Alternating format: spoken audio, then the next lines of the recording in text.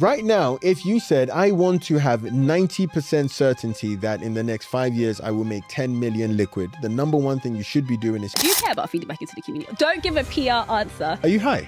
Here's the crazy thing, and I want every single person to hear this. To get to that next level, I don't think I'm that guy. And that made me really, really sad. That's crazy. This is the first time saying this. By the time I was 30, I wanted to basically have generational wealth. People don't like when black founders sell to white people because they call them a sellout. What's the alternative? Oof. Hilarious. We're all obsessed with an inferiority complex, but more of us should have a superiority complex. You should aim to be a big fish in a small pond. Play games that you can win. If you skill stack, you would never be in need. And then he said the question that changed my life. He said, I hope you guys are excited to get into this episode. Don't forget, if you would like to purchase an investment property in Dubai, make sure to fill out the form below and book a free consultation with me. Welcome back to the Building Wealth Without Borders podcast with me, Lámidé Elizabeth, where I'll be bringing you guests from around the world to share their strategies on building wealth. And today we are in London with exited co-founder of Fanbytes, which he sold for multiple 8 figures, who is now helping to build sellable businesses, and the author of What's Stopping You, Timothy Armoo. Welcome. hello, what's cracking? Okay, so for those who may not know you, how would you introduce yourself? How would I introduce myself? I would introduce myself as still a kid, even though I just turned 31. Still a big kid who is still trying to figure out his way in the world. And somehow he found some stuff through business. He enjoyed business. He kept growing businesses. He kept selling businesses. And through all the still self-doubt that he faces through life, he still manages to do some stuff. What makes you call yourself a kid? Some will call you an uncle. Some will call me an uncle. Some will call me a dad. I hope I don't have A dad? Dun, dun, dun, dun. Newsflash. Timothy Armoo says he's a dad. No, some will call me an uncle. I don't really want to be called an uncle. Yeah. I prefer the term elderly statesman. Okay, but why are you calling yourself a kid though?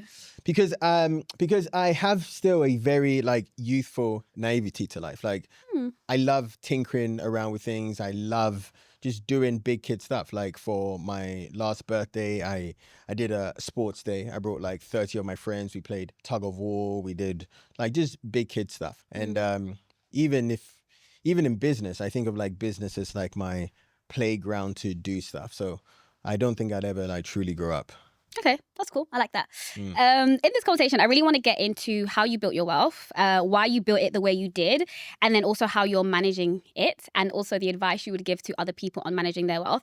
I think what's good about you is that, well, you've built your wealth through a business. So a lot of the guests that we've had, when it comes to wealth, we'll probably talk a lot about investing. So property, stocks, all of that sort of stuff. Whereas I'm guessing in terms of building wealth for you, it's going to be a conversation on building businesses that generate money. Building businesses, yeah. Yeah. So before we get into all of that, though, I do want to get into understanding a bit more about how you grew up. So I knew you were born in Hackney, and then you were sent to live with your grandma in Ghana. Yeah. Why are you laughing? Crazy. He was deported back to Ghana. Your grandma came to collect you. She did come to collect me. As you know, it was either basically that or foster care. And so I thank my grandmother every single day for her changing my life, because it could have been very risky. I love that. So what was life growing up? What was life like growing up in Ghana? And how did being in Ghana impact how you viewed wealth? Ooh, what was life like in Ghana? So the craziest thing, I'm sure so much of your audience can probably empathize with this, where so you're from Nigeria, right? Mm-hmm. Whether it's Ghana, Nigeria, you go back there and, because of whether the currency or whatever, you grow up in a very privileged place. You have your drivers, you have your chefs, you have your what do they call it? Houseboys. Houseboys and housegirls. So my grandmother had that. She also lived in a place called East Legon, which I guess is kind of it's quite a nice place. Yeah, it was. I don't know how you call it. Is it like the Shoreditch of Ghana, maybe, or something? I've never been. Okay. So how do you know? I know these things. Okay, sure. So she lived there. So it was actually quite good, quite nice. But the transition was the one that I'm grateful for, right? Because the whole idea was I was gonna be there just for a short period, because basically I was an unplanned for kid. Basically, my mum and my dad, it was a immigration marriage, and so I was almost accidental. And so they all agreed that actually, rather than it being a foster care thing, I'll go to Ghana. So I think even at that age, internally, I had this this mentality that it was just a stepping stone to then go back. And it was there that I like fell in love with reading. Actually, here's a mad story. My mum, man, God bless her. My mum used to go to Heathrow Airport and just find someone, anyone who was going to Ghana and then pay them to send me books to Ghana. I believe that. And then I'd read it and then she'd call me and then she'd like say, oh, on page 67, what happened? Or, you know, she says, I don't think this is true. I think this is just a mother's way of saying it. But like she says, the first word I knew how to spell was neurosurgeon. I was like, all right. Yeah, she's getting you up. Yeah, I was like, okay. But like she was very much willing to go the extra mile. And my dad also would like bring me, ship me food and stuff back there. But I do think that's a very critical point because it made me almost feel like this was just a stepping stone to then go back. And when I go back, I should make very good use of the time and everything that I have back in England because I've been able to almost experience a life here, which is good. And then if I go back, it should be better. Now, of course, it didn't end up being that much better, but you know. But was that something that they used to tell you to like soothe you, like, oh, don't worry, you're coming back? Or what? Well, why were you so confident that you were coming back? Because I'm sure you had no memories. Okay, fair. So I just assumed. You assumed? Yeah, I just assumed this was just like a stepping stone. I remember being 8 years old and overhearing a conversation with my grandma and my dad where I think it was agreed that I should come when I was like 10 years old. Okay. And I remember that. That's crazy. This is the first time that I'm saying this. I remember that conversation and like going into my room because my room was next to my grandmother's room and just crying, like just being like, yes, finally I'm going back. And it took me another like 2 years, even though like Ghana was great. I had a great upbringing. It was a bit harsh for sure. Obviously, like you get, you know, beaten for being a kid, for being bad and stuff. But yeah, I think I just had this feeling of, man, I'm going back and it's going to be amazing. But why did you think over there was amazing? Why did I think Ghana was amazing? No, why did you think coming back to the UK would be amazing? You know, it's like, think about it. The standard stuff that we were, you know, England, like, I don't know, it's got a Big Ben and stuff. It's like, you know, it's like, whoa, This is it, you know? So I just imagined that, you know, it was the land of my parents. It was the land of Cocoa Pops. It was the land of Frosties. And like, this is the land where I'm going to quote unquote make it. And so that was it really. Yeah. What was school like in Ghana? Besides the fact that they beat you? What was school like in Ghana? Yeah. What were you like as a kid, like as a student? Do you know what I'm asking? So I went to see your talk at Black Business Show.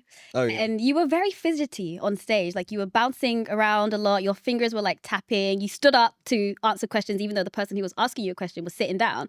And I was like, okay, I wonder what he was like as a student. Well, that probably gives you a sense of what I was like as a student. Okay. I think I was very obnoxious. I think I very much wanted to push the boundaries. And then, you know, there was a teacher, Mr. Ibu. I hated that guy. That guy found any reason to hit me. Absolutely fucking idiot. Sorry. Yeah, sorry. Cut that. Cut that.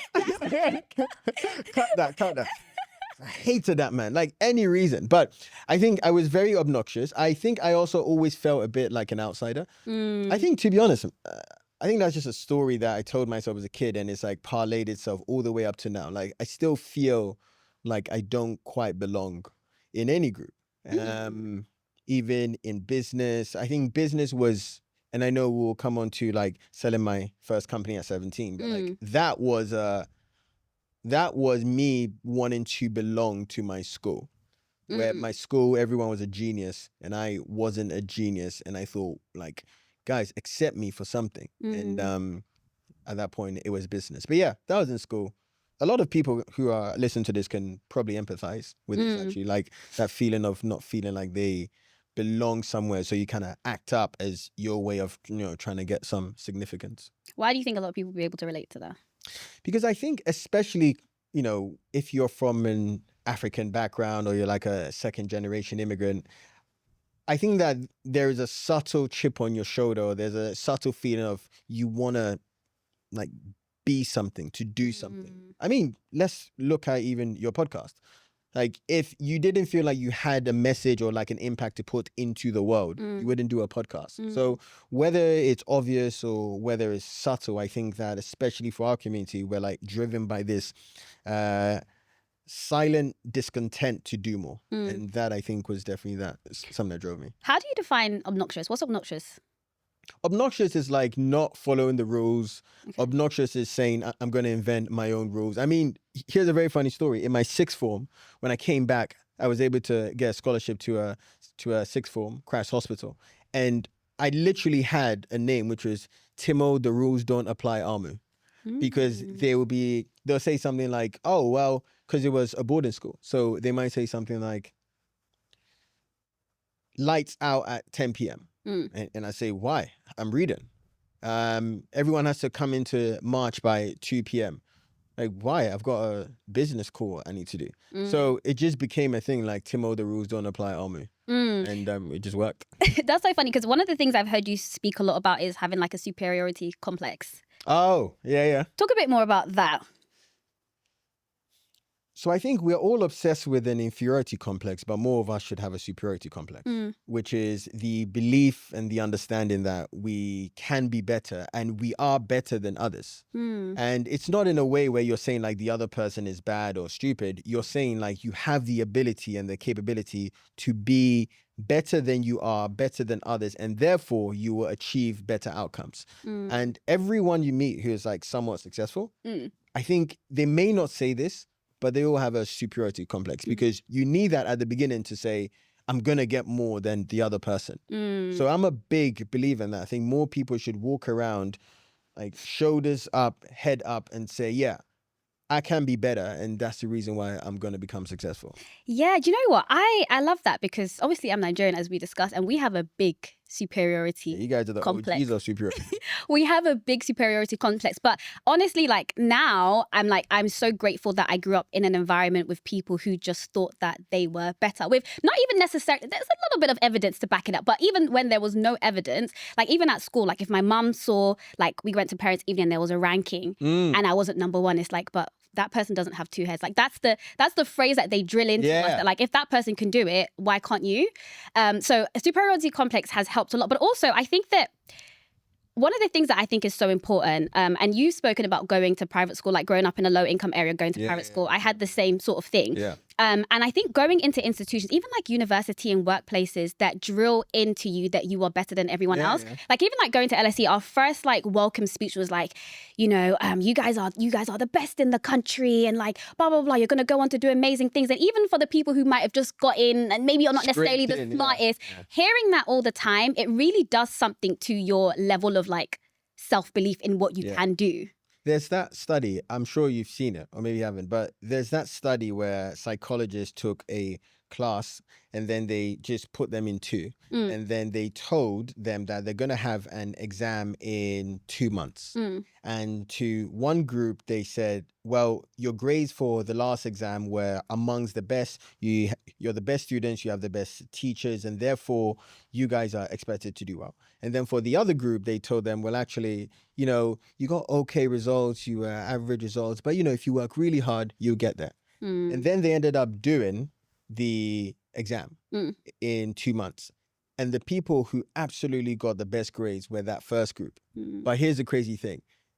Both of them were told a complete lie because it was just randomized. They didn't put the smart people at one place. They didn't put the dumb people at one place. It was just randomized, but they had been told that they were actually going to be the best. They were guaranteed to have the best grades. And so they acted like that. They worked like that. And even when they were practicing mock exams, etc., many of them would be like, well, we're meant to get 100%. So if we're meant to get 100%, then let's keep working until we get 100%. So much of it comes from like the story that you tell yourself. I mean, even in my book, and I know we'll come back to it, but like in my book, the first chapter is literally, we are the stories we tell ourselves. Because every other thing about building a business, getting a promotion, finding a partner, blah, blah, blah, it all comes from the story that you tell yourself. And then once you've got the right story, then everything else is just like, well, duh, this is just part of my story. Exactly. But how do you think that people practically apply that, right? So I remember in my private school, there was only like 5 universities that you could go to. Like they literally like did not care. I remember like I told them, funny enough. So I told them I got it. I think it was like at this point, maybe like UCL, LSE. I can't remember what my insurance was, but it was another good Russell Group university. And he was like, okay, so you're going to X school, right? Like immediately like wrote the other ones off. And now growing up in Hackney, there were so many other smart people who just chose universities that maybe were not bad, but like, I just think to myself that like, we are the same. Some of you are probably even smarter than me, but if you went to the institution that I went to, your outcome in life would be drastically different. Some people will be like, oh no, it doesn't really matter. Like go into like a mid-tier university and just perform well. Like, you'll be fine. I'm like, actually, I don't know if I agree with that. I remember I was one of my newsletters. I was like, I'd actually rather study music at Oxford, like Grace Beverley, than like go to some unknown university or a mid-tier average university and study like something super like whatever educational, right? Because I think it's also perception. Because when we have a conversation, for example, you walked in, you said, oh, you went to LSE, right? You don't know what I studied. I could have studied the most basic thing at LSE, but you would have a perception of me, like I would have a perception of you because you went to certain universities. Same for workplaces, right? There are certain places where if you've heard that this person is ex-Google, they could have been a, I don't know, secretary at Google, but you just, oh, Google, and you have this perception, right? So practically, what would you tell other people in terms of like making decisions based off of like superiority? So I think there's probably 2 main things. One of them is you should aim to be a big fish in a small pond. So what I mean by that is anytime my feeling of superiority complex has like really come in, it's been basically when I've like picked a game. So let's say, let's go to like Entrepreneur Express, which would be the first business that I sold, right? I sold that company when I was in 6th form at 17, when everyone around me was everyone was optimizing for Oxbridge. Everyone in my school was like, we're trying to get to this best grades, best blah, blah, blah. And I had come from a school where I was the smartest one. And then I'd come to Christ Hospital and be like, yo, these men are next level intelligent. And so then I thought like, what game can I win? And at that time I had some experience with business. So I said, all right, cool. I'm going to win this game. And so I chose a game, a small pond in that area. I chose that game and then I became the big fish in it. So the advice I'd give to people on that front is like, you want to basically decide, maybe you're not the best investment banker in the world, right? Maybe you're not even the best investment banker in the UK. But maybe you are the most knowledgeable person on a very specific type of investment, a very specific industry. Maybe AI, you are like the best person in AI and you understand all the funds that are raising, etc., how to put deals together, multiples, etc. Well, what happened is a lot more opportunities will start to come to you. And as a result, that will feed your belief that like you are the sort of person who gets these sort of things. Right. And then the second thing, it's going to sound very cliche, but it's actually start very small. I have told this story before, but when I was 19 was the first time ever that I got paid for a speaking engagement. And I got paid £800 to go and speak at an event in Belfast. And something very crazy happened. I didn't feel like I was worth that. And what happened was on the day that I had to travel, to fly, I intentionally missed the flight. And I intentionally missed the flight because I think subconsciously, my brain was like, you don't deserve to be paid £800 to speak. So if you miss the flight, then you can say, oh, well, I missed it, therefore I can't do the speaking engagement. But eventually what happened was that they paid for the next flight. And but that was the first time I got paid for that. And that was just to like 100 people. But over time, because of that speaking engagement, I then spoke to more people, like 400 people, 500 people. I just did a talk where I spoke in front of 6,000 people. But that all started because I started like very, very small. And so sometimes I think with a lot of people, when we think about, superiority complex, or we think about being, being that guy or that girl, we think, well, I'm here. That guy or that girl is here. How do I get there? But then you forget that actually for them to get there, they had to do all these like smaller things. And so my recommendation for anyone who is thinking, how do I build that superiority complex, is that you do it on a very small level, then use that as feedback loop to then do it on a slightly bigger level and a bigger level and a bigger level. And then eventually you wake up one day and all those opportunities are coming to you and you go, oh, like finally, I guess I am that superior person than I thought. But it all starts very small. So are you basically saying play games that you can win? The first one is play games that you can win. And the best games you can win are when you are a big fish in a very small pond. Yeah. Too many people want to become like the big fish in a big pond. And I get that. But like every single one, if you think about it from companies, there's this whole idea of like picking a beachhead.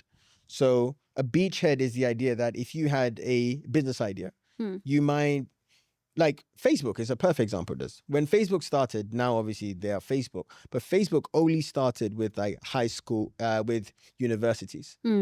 And even niche Ivy League universities. And so they just focused on that.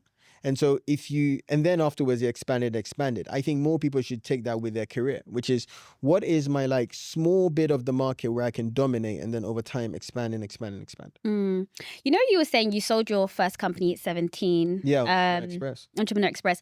How were you, because that is like the worst, for most academic people, that's probably like the worst time of your life, like A-levels, because you're fighting hard to get into uni. Like there's a step up from these. Was it not? For you? You didn't find A-levels difficult? No. Okay, well, that's going to explain my question, because I was going to ask you, like, how did you even think that at that point in time, let me start building a business? So maybe let's rewind back very quickly. And I know that you know this, but your audience might not. But that wasn't my first ever business, right? My first ever company was a company I started at 14, which was a tutoring business. And I started it where I was basically the middleman between people who wanted tutors to the students. And I'll take a cut, basically. And that was because I was tutoring people maths. And because I saw some quotes online which said, like, work with what you know. So I was like, okay, cool. I know maths. I'm going to teach people maths. And then other students will come to me and ask me for, like, different things. And I'll be like, okay, I need to go find other students who know how to do the thing. And then I'll just connect them. So that became my first ever business, which, by the way, is a complete side note to anybody listening. Your business does not have to be original at all. Like every business idea I've had has just been, I've just copied something and just run it up. So after I had that first one, I was like, oh, I can do business. I can think of something in my head and then I can put it out into the world. That's mad. Like that is mad. People now are like, oh, you sold a company, like you made all this money. It must feel amazing. And I said, yeah, it feels amazing. But the one that felt the most amazing was at 14 when I like built a tutoring business and someone, a stranger, gave me £5 because I connected two people and I took £5 commission. If that hadn't happened, we would not have made £500 or $5,000 or 5 million or whatever. We would not have done that. But to go back to answer your question, it was a result of having done that business at 14. And then I felt like, like I'm someone who can do this. And so then at 17, it was obvious. I was like, okay, I want to build a business. I love business. Entrepreneur Express was an online business magazine.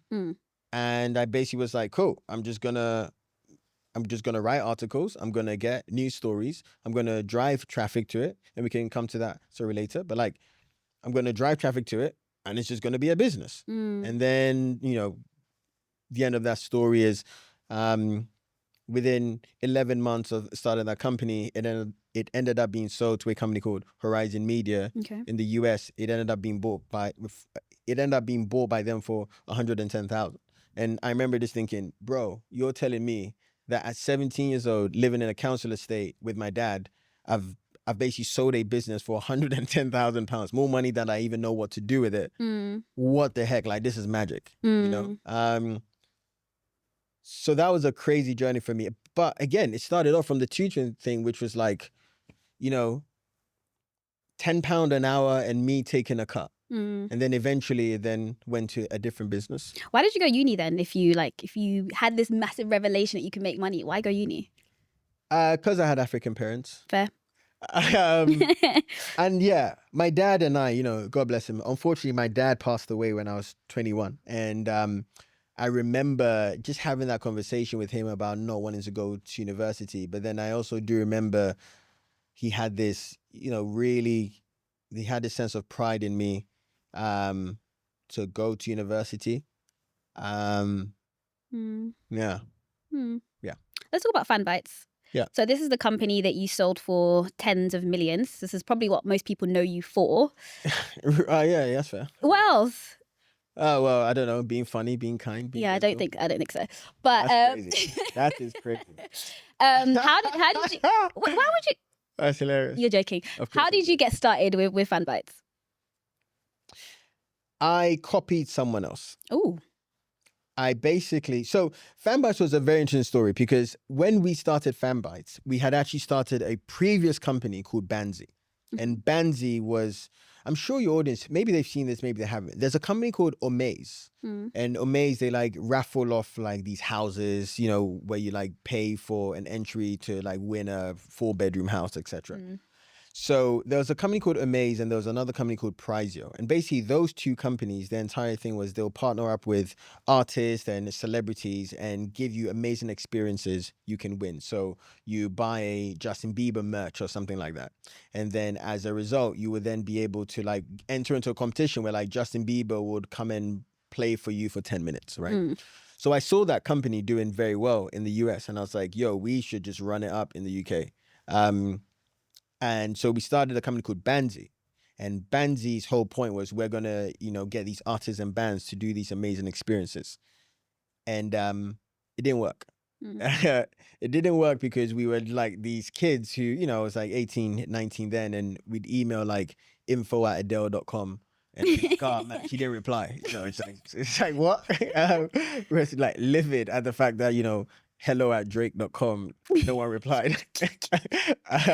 But then one time, and my co-founder also gets a lot of credit because I was ready to just like be done. I was just like, oh, this is long, the market doesn't want it, etc. And then I told him that, Ambrose. I told Ambrose, yeah, I think we should do something else. And then he said, yo, just give me one more night. And what I found out the next day was we got one response. And that one response was from a guy called Danny.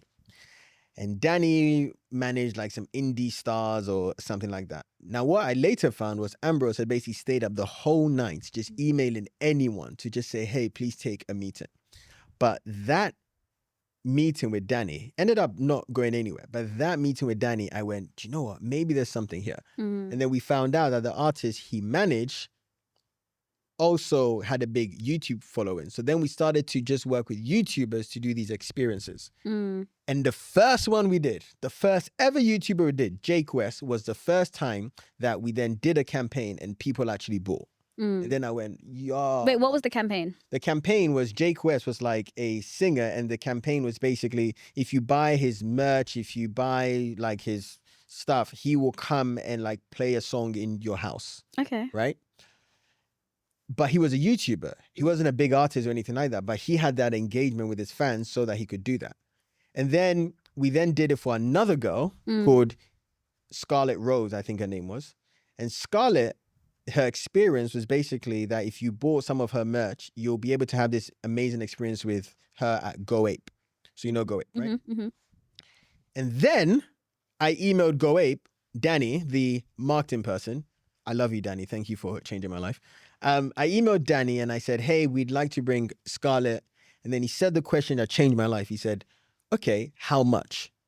And in that moment, I was like, Timo, you donut. Like, the brand is the customer. The brand wants to pay Scarlett to come.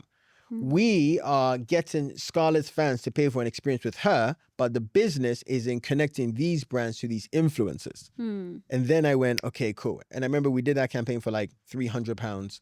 And I remember thinking, wait a second, that's the business. So then I spoke to my co-founders and I said, boys, business change. The business is not experiences with all these people. The business is now how many of these brands can we get to engage with these influencers? And then over time, then I started to go, oh, this is a big thing. Like brands want to engage with them to reach Gen Z, blah, blah, blah. So now we're going to become like a Gen Z influencer agency. How many other people did you know that were doing that at the time? In 2016, 17, in the US, there were a lot. I think in the UK, like the influencer stuff, maybe 3 or 4. And everyone has gone on to sell. I mean, one of my friends founded Lad Bible. They started just a bit before us. You know, they sold a company for like 300 million. So, you know, Goat Agency, they also sold for like a few hundred million. So yes, you know, yeah. But like, the reason I share that story in depth is because we can go into Fanbytes and I can say, you know, I had this grand vision that did this thing. But no, it was just vibes. It was just vibes and inshallah. It was just it was just like, okay, this works. I don't know, maybe this works, maybe this works. So we like iterated ourselves to win rather than I sat in my bedroom and I had this grand vision and then I went to execute. Did you build Fanbytes with the intention to sell? Yeah. You did, from the very inception? From the jump. To me, I have this theory and I think some people argue with me about it, but I'm like, oh, well, that's my theory. You can have yours. But I think that every company has basically like 4 outcomes. Either the business fails, either you give the business to your kids, either the business goes public, or either you sell the business. Those are like the only 4 outcomes. The business was not going to fail. I started it when I was 19, 20, so I didn't have kids. I didn't think it was the sort of business that could go on the stock market in the time that I wanted to. So then the only thing really was for it to sell. And also I had set myself a goal. I set my goal, which was like by the time I was 30, I wanted to basically have like generational wealth. That was basically like my idea. And to me, it was like Fanbytes was the machine and the vehicle to do that. You know, on another podcast, you said that during that, you speak a lot about timing, right? And you speak about during the time that you sold, a lot of other similar companies had also sold. Why did you not consider an M&A approach to kind of create a bigger Fanbytes and then sell for even more? That's a great question. Do you want the honest answer or the PR answer? I told you already. I'm here for the honesty. Because the deal that we did achieved my goal. Okay. And I think sometimes in business, even in life, sometimes you just have to like know when to leave the field. And I was very aware. I said, look, yeah, we could do a deal where we buy other companies and grow into this big thing, but I had a number and I've hit my number. And thanks for playing. And I think there's a very good, how do I explain it? I think that anyone can start a business, but not everyone knows when to quit the business. Sometimes there are a lot of us who are doing businesses that we don't really want to do, but we are just in the inertia of doing. And so we keep doing it and making our lives a lot more miserable. And so in our case, it wasn't quite that we quit, but it was the idea of, okay, it's time. It's time. And I also think a big part of it is Fanbytes was around 80 people. 80 people, multi-8 figures in revenue. I was 27. And I was thinking, yo, to get to that next level, I don't think I'm that guy. I don't think I'm that guy to get it to the hundreds of people and, you know, really global teams, etc. I was like, I'm just not that guy. Why? I think I knew my strengths, and my strengths were I'm a good fire starter. I'm a good let's go person. I can land the funding. I can do the big deals. I can get people like really energized in a room together. But the moment that it becomes a bit more of a complex organization, I get really bored with bureaucracy and that sort of stuff. I mean, Brain Labs, the company that bought Fanbytes, they're 900 people. And I remember talking to Dan Gilbert, the founder, amazing guy, and just being like, yeah, most of his time now is spent like on internal organization stuff. And I just thought, bro, that sucks. I don't want to do that. What would you say to people who maybe try to, let's say, discount your success by saying that, oh, it was just luck?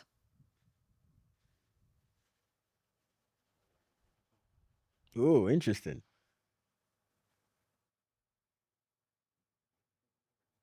Well, since Fanbytes, I've sold 2 more companies where I've been on the board. Mm.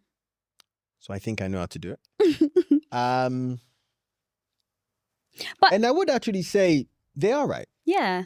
I think there is a big portion of it which is luck, but the way that I created that luck was the fact that I started the business, I raised the money, I hired the people, I got the customers, I put myself out there, I chose the right business, I chose the right market. So I did all of those things, and then I worked intensely hard for 6-7 years. And then somehow Lady Luck decided to shine on me. Sure, that's fine. And I think, because I think with a lot of what I've heard you say, where you're talking about like timing and picking the right industry and stuff, you're kind of owning that. Like, I got lucky because I chose the right field. Yeah. So if we're looking at today and people were trying to think, okay, I want to be like Tim Armoo, I want to be in an industry where, you know, in a couple of years there's going to be so many acquisitions and I can sell whatever. What are those industries today? I mean, it's so painfully obvious. Or AI. It is painfully obvious. I have just, I mean, I can say it now, but I'm making a massive play to buy a bunch of AI-enabled service businesses. At the moment, I'll announce it soon, but we have an entire fund with the whole purpose of doing that. And that's going to be exciting. Yeah, it'd be AI. So let's like make this more of a business lesson, right? So in any industry, what you have is you have a period of infancy, which is then combined with a period of maturity and then consolidation. So you have infancy, maturity, consolidation. Okay. Infancy is, for example, in Fanbytes 2017, there were all these like news stories, you know, KSI, Zoella, all of those people are like, who are these kids in their bedrooms, blah, blah, blah, right? Because nobody understood it. That's infancy. Maturity is when then people start to build influencer agencies, influencer platforms, influencer software, which basically is like the market is getting mature. And now you have a bunch of like interesting players. And then consolidation is basically where the big guys, the WPPs, the Hearst, the CNN, the Turner, what they do is then they say, well, we're now going to like buy these companies. And here is the crazy thing. And I want every single person to hear this, which is this happens in every single industry. It happened in influencers. It happened with PR agencies. It happened with radio. Like if you were buying ads on TV, basically there's like 6 companies that basically buy all the ads, but at some point they were like 200. They all got consolidated. And so if you want to draw that parallel, especially with AI, you could just say the same thing. You could say, well, right now, if you said, I want to have 90% certainty that in the next 5 years, I will make 10 million liquid, the number one thing you should be doing is starting an AI-enabled service-based business. And then in 5 years, PE guys are just going to buy the company because everyone now has a mandate to go and buy AI-enabled service companies. And it was the same thing that happened at Fanbytes. It was the same thing that would also happen here. Right now, after you sold Fanbytes, I feel like your social media presence has really increased, like you've done on social media. Do you think that if you were to go back, would you build Fanbytes as like a founder-led company where you're more the face of it whilst it's being built? And do you think that if you're giving advice to entrepreneurs now, would you advise them to build very founder-led businesses? Let's say like, you know, Amy from Odd Muse, right? Where she's like the face of it. Yeah. What do you think about that style of like building companies? Great question. I think I was a founder-led brand doing Fanbytes. It was just that our audience wasn't consumers, it was businesses. Okay. Every week I was speaking at a conference, whether it was here in France, in Dubai, in New York. So it was a founder-led brand. It's just that the brand was a B2B brand. Right, okay. And so, and that's because early on in the business, people didn't understand influencers. So I had to be the person who was out on the stages talking about the power of influencers. So yeah, I agree that helped us a lot very early on. It also helped us to get good talent because they were like, yo, this guy seemed very passionate about it. I'm gonna, jump in. And so my advice is if you are building something, if you are building something right now, I would say it's good to have a founder-led brand, but ensure that the people you're talking to are people from your audience. So, Amy Oddmuse makes perfect sense. Her customers follow her on Insta. Grace, her customers follow her on Insta. It's when you basically have something where like your customers are just not there and you're just using it as like a flex tool. Right. And then it just gets a bit ridiculous because it's like you're spending your time, your energy, and your money on something that is not going to make you money. So what's the point? Yeah. If you're enjoying this content, please don't forget to hit the like button and subscribe. And if you would like to become an international property investor in Dubai or in the UK, the link to book a free consultation will be in the description box below. If you're not quite ready to invest yet, check out the affordable video courses that will also be linked in the description box below. And if you would like to relocate to Dubai, set up your business in Dubai, or anything else related to relocating to Dubai, check out www.theprofessionalnetwork.com. I want to talk about like raising funds. I feel like in the community at the moment, there's a lot of discussion on like raising funds as a founder, selling, who you sell to, whether you should sell out and sell to a wife. That makes me sick. Selling to other Black people. There's a lot of commotion. I mean, we saw like Plant Made announcement. We saw Amy Cole. I don't know if you saw that one in America. It's a very similar sort of thing in beauty, whatever. So what is your opinion on that whole conversation? I think it's mad childish. I think, okay, so which order should we take it? Let's talk about raising funds first. And I guess the approach, how do you not like dilute yourself? Should you raise funds? When should you raise funds? How much of your equity should you be giving away if you're trying to build wealth? So we raised 2 million throughout Fanbytes. I think we could have not raised 1 million of that and been fine. Okay. I do think that we gave maybe a bit too much away. But that was also because, again, we started as kids. We were just like, bro, someone's giving us peace. Like, yeah, run it, you know? A very funny story, and I actually tell this story in the book, was there was a time when we needed to raise money and an investor had agreed to invest 500K into the business. And I had done all our projections and everything. I was ready to go. And then I remember this on a Thursday. He gives me a call and I go, oh, great. You know, he's asking to just confirm my like account number, sort code or something. And then he says, Timo, I can't invest. And I said, why? And then he said, the reason he can't invest is because he was having dinner with a friend. And the friend said TikTok was Chinese spying app. And so because of that, he can't invest. Because at that time, we're doing a lot of stuff on TikTok. And I remember two things. The first thing was like just this shock because, you know, I'd projected all of this stuff. And then the second was just, it's not that deep. It's just not that deep. In fact, like chapter 7 of my book is basically called It's Not That Deep. Because in a weird way, that happening, I just got all the team together and said, all right, guys, let's go. And you know, that 500K could have been like 4 million now. So we nearly gave away 4 million. So to answer your question about the fundraising, I think I prefer when people raise in very small stages. So rather than saying, all right, we're now going to do a series A of whatever, 5 million, 8 million. Actually, you say, I need the money in order just to get to this section, to get my first 100 customers. And then once I've done that is then to be able to do this other specific thing. Because every time that I've personally invested in a company and like the company has ended up not working out, it's been because they've been like fixated on raise money, big round, let's go. So that's one. On the other point about selling, so what's the drama there? So people don't like when Black founders sell to white people because they call them a sellout. Hilarious. I find this one so funny. What's the alternative? Oof. This is a genuine question. What's the alternative? Find me some Black buyers, I will happily sell to them. But the Black buyers didn't have the money.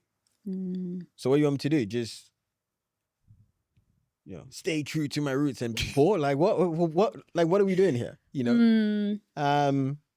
Now I think that is changing. You know, over time as more people like myself, more people like Dean Forbes and all those guys, more people like us, like, you know, build wealth and have our own companies. Yeah, it makes sense to buy, you know, Black people sell to Black people. But like for now, that's not possible. Mm. So what's the alternative? So I was in Cannes and we went to a talk with Richie Liu. You know the Sundials guy? Yeah. Yeah. And Right? yeah, Yeah, I know exactly. that consumer. Yeah. And he was talking about this. I think they maybe sold a portion to like Bain or something like that. And he was just saying like they came for him. And he was like, actually the money that he got from that partial sale, whatever it was, he actually reinvested that back into the community. Yeah. But a lot of people were so short-sighted and they were so like, we're going to boycott the brand because you did this and that. And he was like, but where do I get, because you guys can't, like, you can't build wealth off of just equity. I actually need money to like fund stuff. But like they were just coming for him. And he was saying the same thing like with Target, because there was like a boycott Target thing. And he was like, but like the black businesses that we are supporting are in Target. And now if you guys don't go into the shop and you can't buy the products, like how do those black business owners do well and then reinvest back into the community? So it's a bit of it's an interesting thing, but I think there is the other argument of like, keeping wealth within our community, which other communities are able to do quite well. Jewish communities, Indian communities, they do that quite well. What's your thoughts on that? You don't have to have thoughts, but I'd be interested. So I do agree with that. I think we are just late to the party, but it will happen. Because remember, we are also like the first. I mean, you, I, people like Tim Campbell and all those. Like, we are like the first generation where we can easily create wealth in a short period of time. Or the girl who founded Topicals? Yeah, Lámidé. Oh, she also called Lámidé. There you go. Maybe there's something there. There is. Guys, call all your daughters Lámidé. Facts. Even if they're not from Nigeria. just call them Lámidé. Yeah, you know, like we are the first generation where we're able to basically like create decent amounts of wealth in a short period of time. And I think as we do that, we feed back into the community. I can see that changing. It's just like we didn't have that opportunity early on. Now we do. Do you have to feed back into the community? Do you care? Do you care about feeding back into the community? Don't give a PR answer. Do you care? Because some people might be like, him is very... Shade Barra. Him says... What are people who say like, oh, like Tim is very, maybe a bit whitewashed? Or a bit... Wait, do you think I'm whitewashed? This is incredible. I don't think you're whitewashed, but let's just say someone says that, right? Because you This is incredible. I've never... Do you know what? Yeah, I was listening to you talk, right, as part president, and you called your grandma your nan. I was like, why the hell is a black West African person calling his grandma his nan? But then I saw that you went to boarding school and like private school and blah, blah, blah. And I was like, okay, this makes sense. Because sometimes people are like, oh, she talks XYZ. And I'm like, well, I may have grown up in Hackney, but my socialization for the last 10 years has not been around Hackney people. So I'm not going to say, yo, what are you saying, bruv? Like, I'm not going to talk like that, right? But yeah. This is incredible. Go on. I don't know what the question is. I was talking about like giving back to the community, black empowerment. Are you a sellout? Do you think you're whitewashed? What do you think about those sort of conversations? So funny. Well, this is the first time I've heard any rumor of Timo being whitewashed. This is great. Do I think... So, yeah, I actually do believe in that. But I also think it should be done from, like, through the same lens as you treat any investment. You know, I've invested now. I was actually talking to my guys before this. I've invested now about 2.1 million into, like, different companies. Probably about 35% of them are like black owned. And it could be like, you know, invested in like a pet cremation business that's black owned. I think I made that investment as well. If we're talking about the same thing. Well, there you go. Yeah. I invested into Ava Estelle, right? That's black owned. Like I invested in a bunch of US companies, black owned. Like, so. Okay, let me ask you a question. When you were building Fanbytes, right? Did you have a conscious, I should hire black? Okay, talk about that. Oh, wait, I should like hire black? Like, because people, like, let's say they'll see black founders and then they'll see the team and it's like, yo, where's the black people? Like, hire from the community. Do you know what? All right, so two things. One, this is so funny. When I was raising funding, I did want to have more black investors. Unfortunately, we did not have a single one. We don't have a single one. Because candidly, at that point, the people who I wanted to like raise from, I couldn't like meet any of them. I didn't know where they were. Fair. And so I remember having that conversation with my co-founders and being like, guys, let's get some more of us on the cap table. And no, when we saw it was just like all white investors. I think there was like an Indian there. And then that was it. On your second one about team, I think we tried to. We definitely tried to. We hired a lot. All right. So remember earlier you said controversial. What I'm gonna say might be somewhat controversial. Okay. Which is what I found was like a over familiarity when I hired like people from our community. There was almost like it's okay to come a bit late. It's okay to bend the rules a little bit because yeah, bro, and that really got to me. I was like, no, I'm not your bro. Like, I'm your boss. Facts. And so if we're going to sit here and do, yeah, bro, you can do that somewhere else, but not here. And it's a shame because I want to make you very successful. I want you to win. So that was quite frustrating actually, because I was just like, come on, like just don't be unprofessional. Don't be like this. And I promise you would do well here. But unfortunately it didn't happen. Yeah, fair. I think that more Black people should think outside of their race. Yeah. Just in general, like if you're building things, for example, especially like when we're in the UK, where Americans even have a bigger proportion of Black people. Like we make up 3%. Yeah. Like if you're building things, you're designing things just for Black people. Obviously, there are people who have been successful with it, but I do think that if we want to build wealth, that we should try to think outside of the race. That's my point on that. No more hair and beauty stuff. You think? I get it, solve a problem, etc. But boys, come on, boys and girls, like come on. Lock in. Like there are so many things. There's so many other things we can do. We don't need another hair and beauty company. We don't. And weirdly enough, if you are a Black founder who is not building a hair and beauty company, you stand out even more. So remember going back to my point about being like a big fish in a small pond. Just do that. Let's talk about property. I heard you on another podcast say that like, if you want to build wealth, property is not the way to go. Like, why on earth would you do that? Okay, first of all, who did you listen to? Because that is not me. What is going on? What are your thoughts on property? It's ridiculous. That's good. As in, that's a good impression. Are you high? In what way do you think that's a good impression? You're funny. So what's your question? What are your thoughts on property as a vehicle to build wealth? If people are watching this, they're in their 20s, they're in their 30s, what would you say?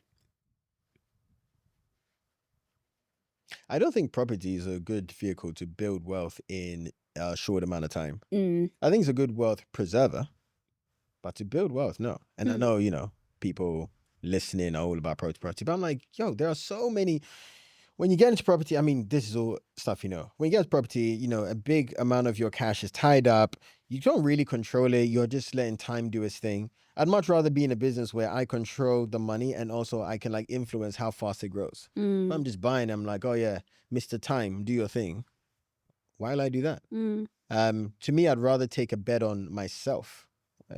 And if I have full confidence that I can do it, I'm just going to do it.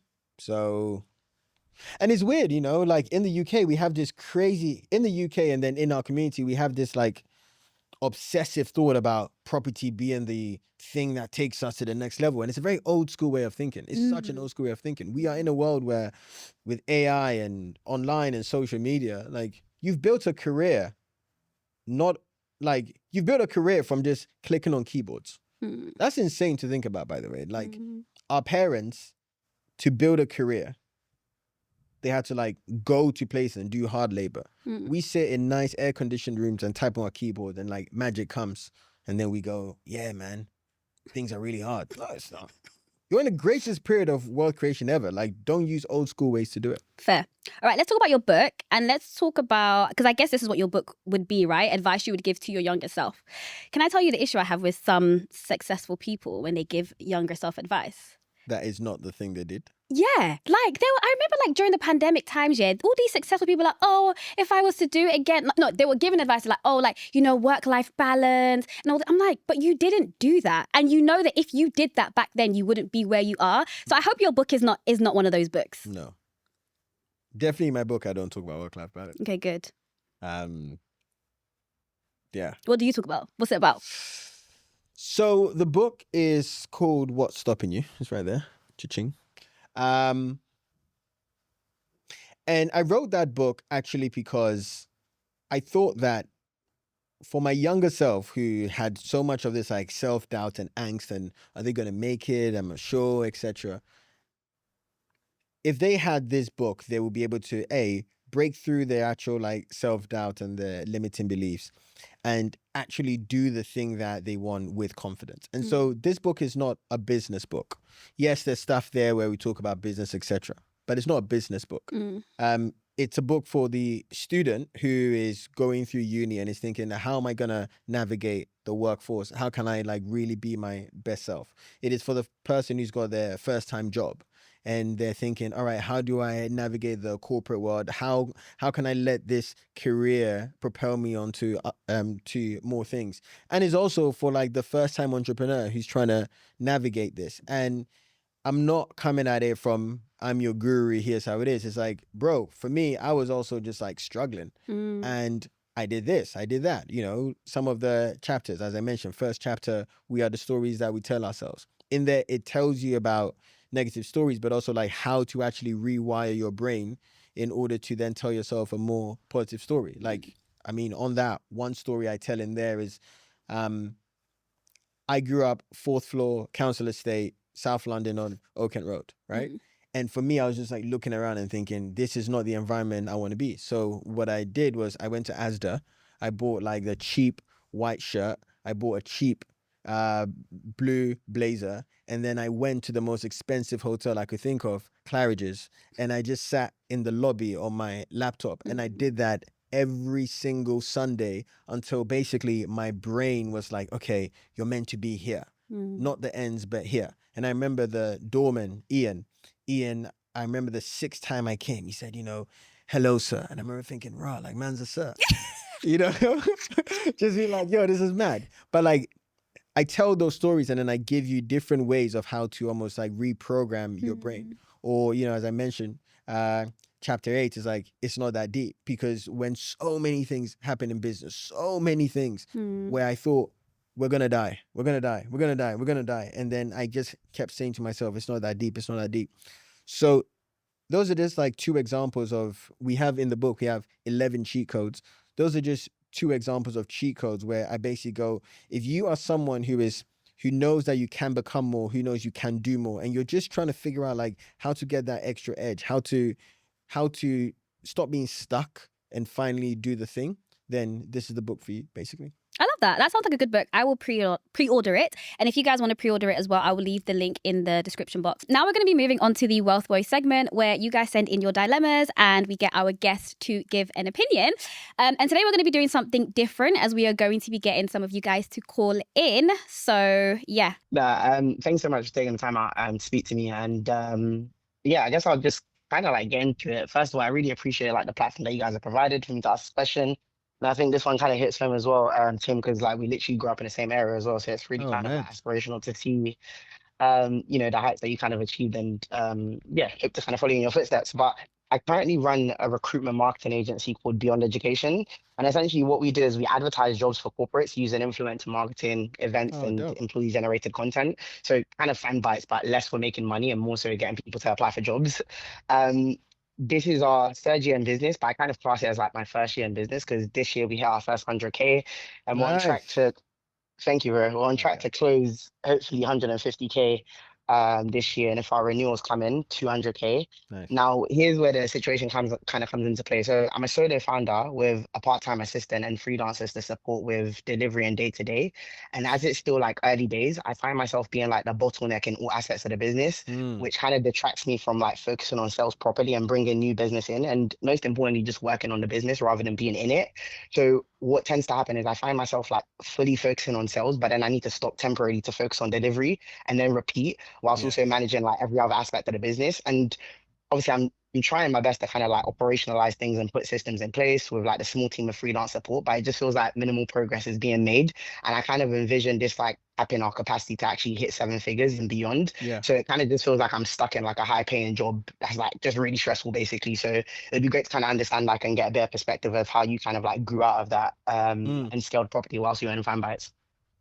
Well, that's a great question, and also very nicely put. And also the fact that you're gonna do 100K this year is just like mainly you is very, very good. So you should be very proud of yourself for that. Yeah. So Thank you, I appreciate it. very, very good job on that. So my answer to that would be you're currently at the stage where like this is actually very normal, and it may not be the answer that you want, but it's actually very normal. When like during Fanbytes, it was basically me and my two founders doing everything way up to like 600K. So even like Really? 6 times the size, we were still just like in the trenches doing everything. So I Okay. would say so the first thing I would say is I do think that your focus on sales and everything is perfect. What I would do is I will wait until, say, next year, wait until you get to like 250K or, yeah, I'd say wait till you get to like 250K, which I think you would do because the craziest thing in business is you have momentum. If you have 100, you have 150, then you go to 50. And then what I would then do at that point is I will hire a junior person and I will have them just be in charge of like the operations and delivery. Don't listen to me, Stephen. Yeah, I got you. Don't bring someone on to do the sales. You are the best salesperson for your business. Don't bring someone else to do the sales. Get someone to do the ops, delivery, but only do that when you get to like 200, 250. Because I found that at that point in business is when you then need extra support. So, Got you. but for now, unfortunately, bro, you're kind of like at the stage You where just have to grind for it. we just have to grind through it because like that's the bit that sucks. And then you'll get another person and then just hire them for ops delivery because they can do the bit that you're not the genius at. And then you can do the bit you're the genius at, sell the vision, sell the dream. And then eventually it will all start to make sense. Okay, perfect. Now, thank you so much. All good, brother.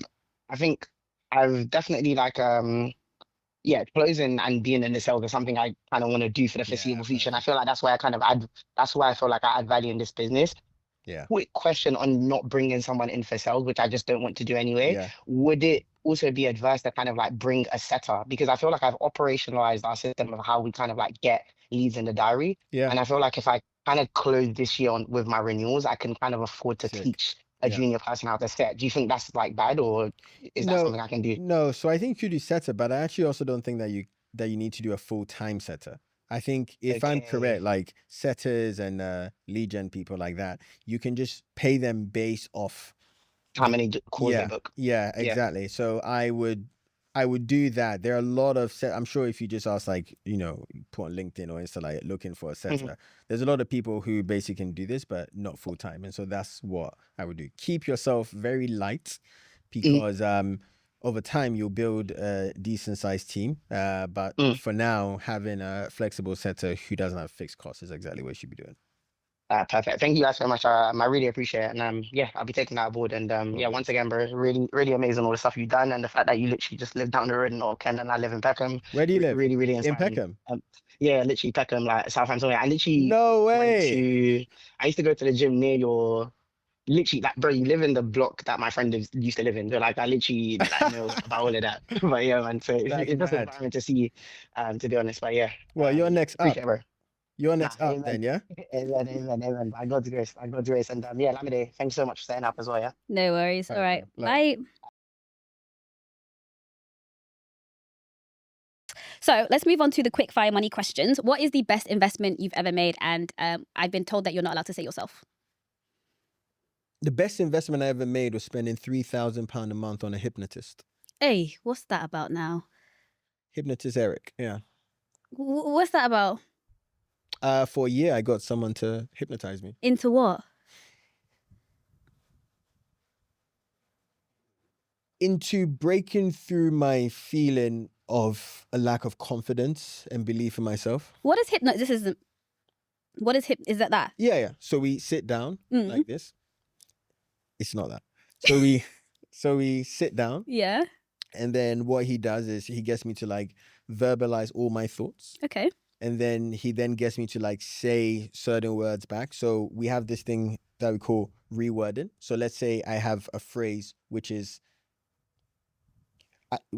so we might write something like, I don't feel like I'm doing enough. And then what we'll have that, and then we will then like take out the words which are negative words, Okay. and then I will say like, I feel enough. I feel enough.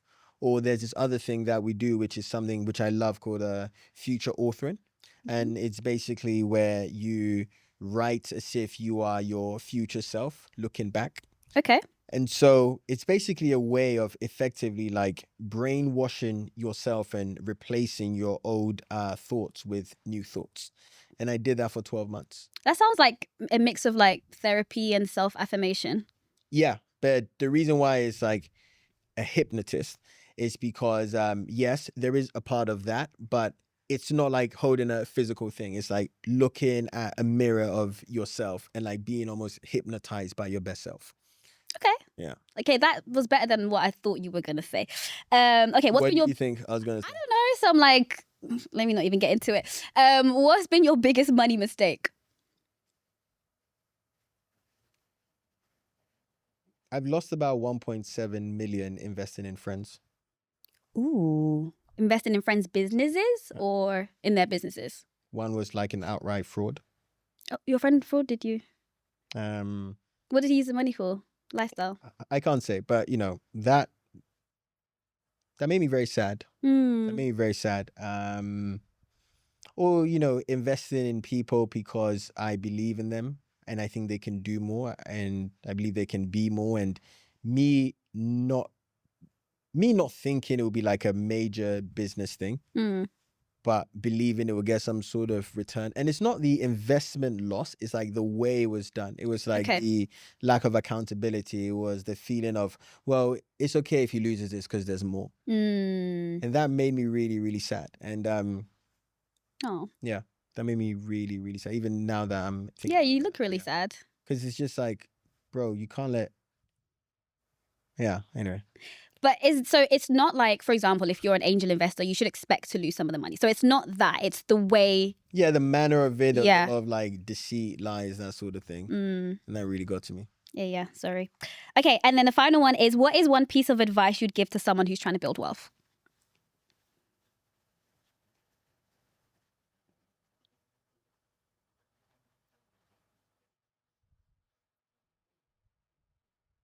One piece of advice I'd give to someone who's trying to build wealth, because I saw on your prior pods as well, and I like some of the answers.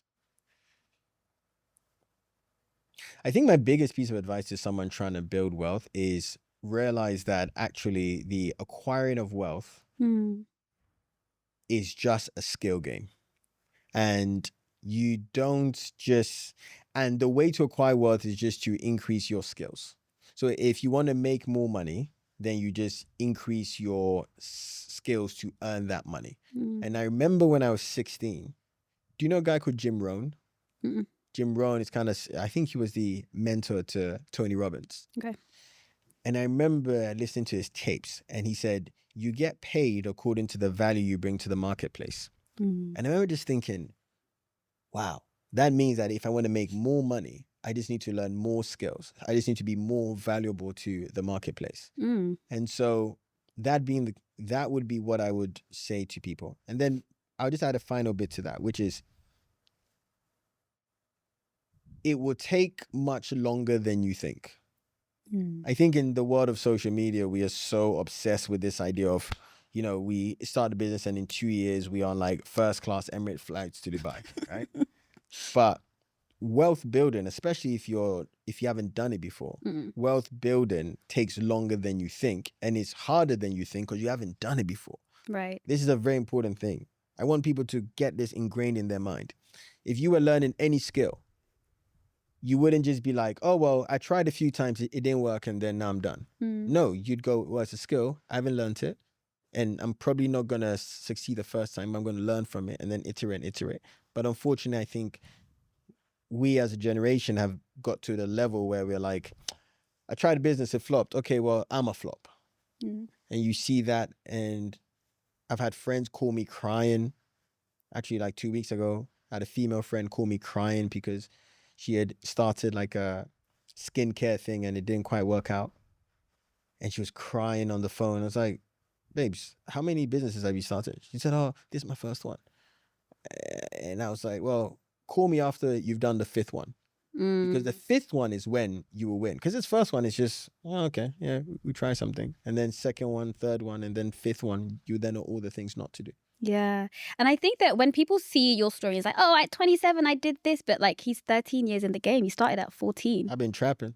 I want to pull you up on one thing, though. You know about the value thing, yeah?